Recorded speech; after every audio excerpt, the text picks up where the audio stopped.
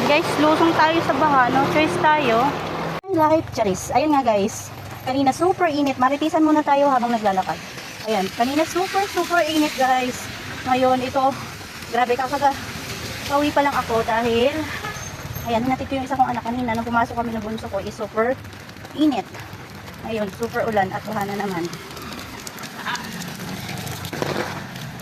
Ayan nga, oh. Ay, lalo na sa unahan guys, grabe yung baha. Sayad na sa tricycle. Ayan, ganito ang buhay ko araw-araw. Araw-araw lakad, araw-araw. Ayan, masasawa ka talaga. Pero hindi tayo masasawa dahil medyo nakis tayong nag-aaral. Ayan guys. Malapit lang naman itong nilalakad ko guys. Pag mabagal ka, 10 minutes. Pero pag mabilis-bilis ka, mga 5 minutes lang, andun ka na. Pag pumapasok yung anak ko, kaya tulad kanina na ulan. Sumasakay naman siya guys. Ayan. Pero hindi ako nagsasakay guys pag umuwi ako at pag nagsusundo. Kasi nga, grabe yung pamasahe mo. Papunta pa lang doon is 30. Tapos pabalik pa 30 ulit. 35 na guys. Kasi nga, pag dumiretso sa school, pag kanto lang is 30. Ayan. Doon sa una, super baha na. Ay. Oh. Ayan guys, no. Sakripisyo talaga araw-araw. Kasi nga guys, yung isa kong anak is pumapasok na 11:30.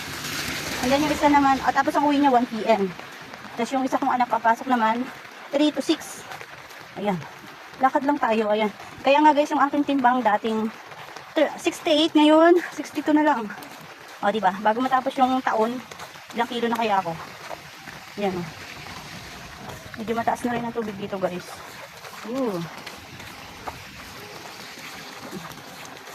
Lalo na dun sa unahan. Yan, yung mga nakakasalubong tayong kilala natin. Kaya, ayan eh. Kaya grabe yung lakad. Sa una, sobrang baha na talaga. Ayan. Dito, mataas-taas na ang tubig. Doon, lalo na sa dadaanan natin isa guys. Sobrang taas na talaga doon. Yan o. Hindi ko na sana papapasukin yung anak ko. Kaya lang, nag-iiyak. Gustong pumasok naman din, hindi na siya pumasok eh. Kasi may lagnat. Kaya ayun, pinapasok ko na rin kanina.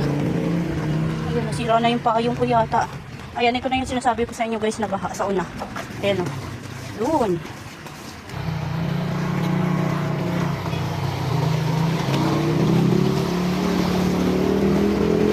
Ayan, ito yung sinasabi ko sa inyo guys na baha o, diba?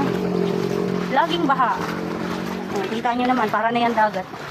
Pwede na tayo dito mag-swimming. Uy. Hindi na ako nakapagbota. Mamaya magbobota ako pag magsusundo na ako. Pero oh, para na naman dagat. Ay, kumuha.